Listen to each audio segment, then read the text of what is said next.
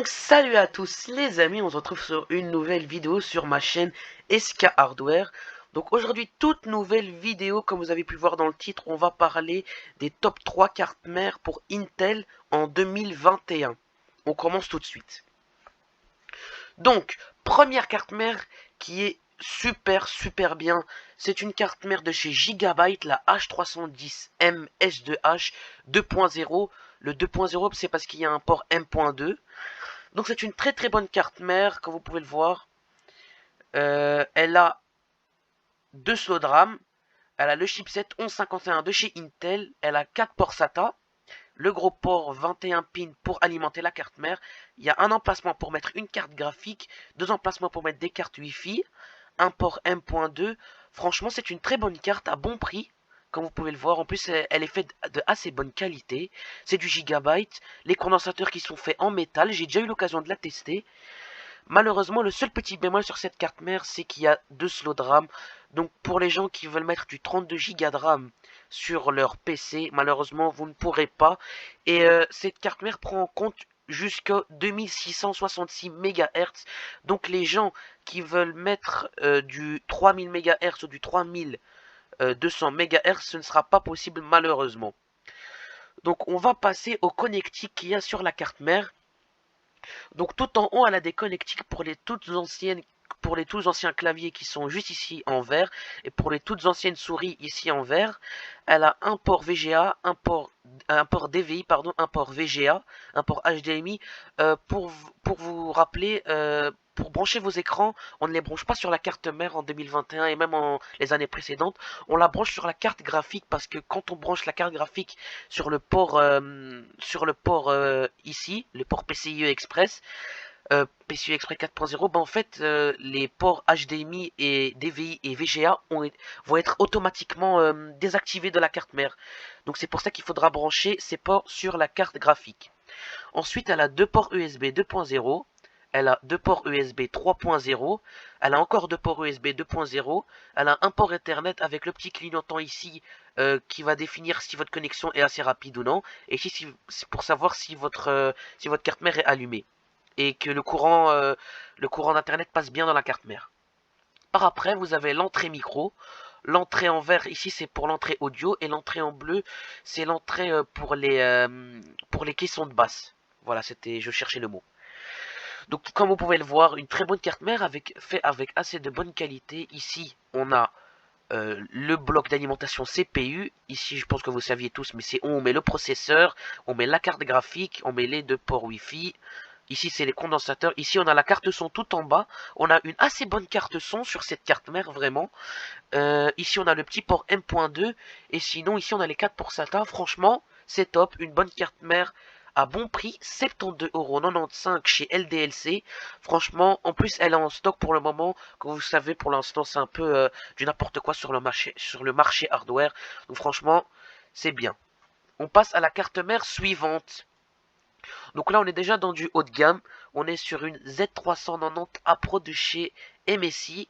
C'est un socket LGA 1151, comme vous pouvez le voir. C'est un LGA 1151. Oula, voilà. Ici, on met le processeur. Je pense que vous le savez, on met le processeur. Elle a 4 slots de RAM, celle-là. 4 slots de RAM, donc franchement, c'est pas mal.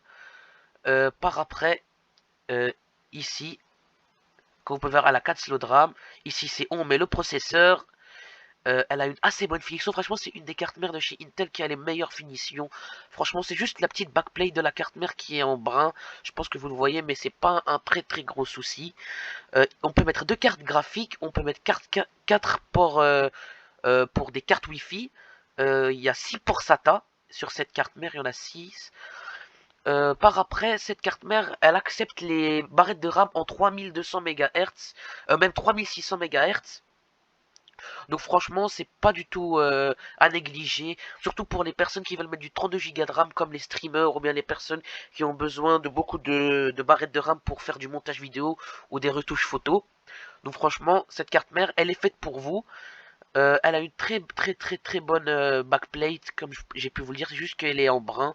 Elle a aussi des belles connectiques, franchement, comme vous pouvez le voir.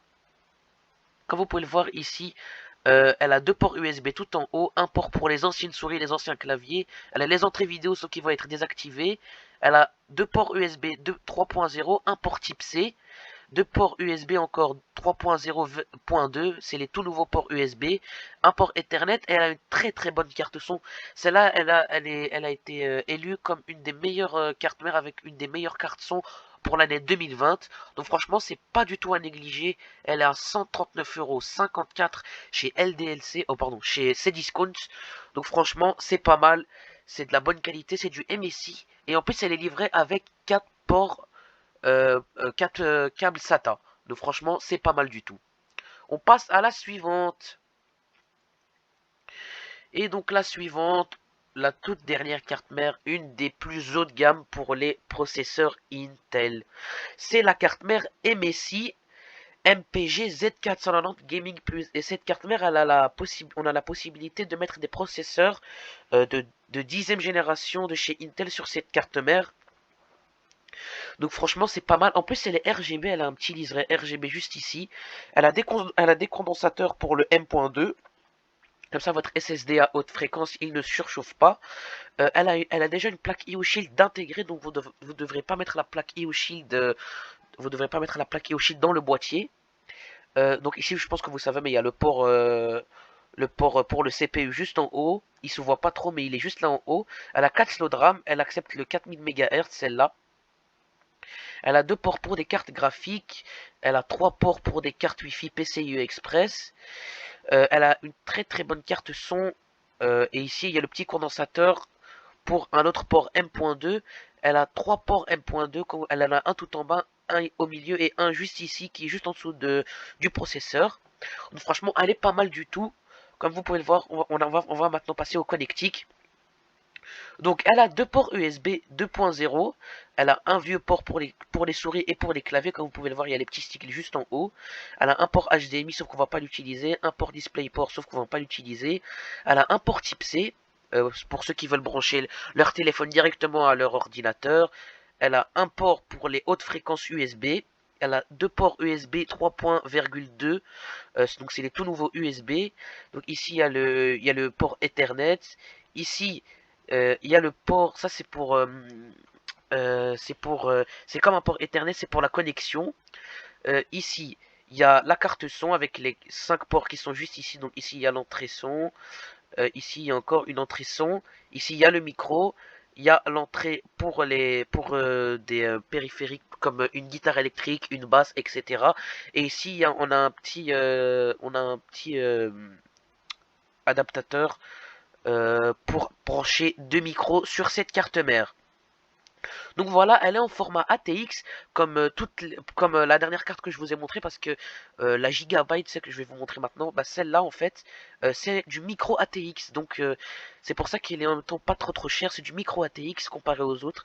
Sinon la Z390 c'est du ATX et celle-là aussi c'est du ATX. Donc par exemple là, comme je vous ai dit, elle est très très bien fournie. Franchement c'est une bonne carte mère. Elle est faite de très très bonne qualité. Franchement c'est de la bonne qualité. C'est du MSI. Franchement MSI font des bonnes cartes mères avec des bons cartes son. Et en fait dans cette carte mère il y a la particularité qu'on peut mettre beaucoup de ports USB. Donc vous pouvez acheter un boîtier qui a par exemple 5 ports USB. Par exemple ici j'en vois 5.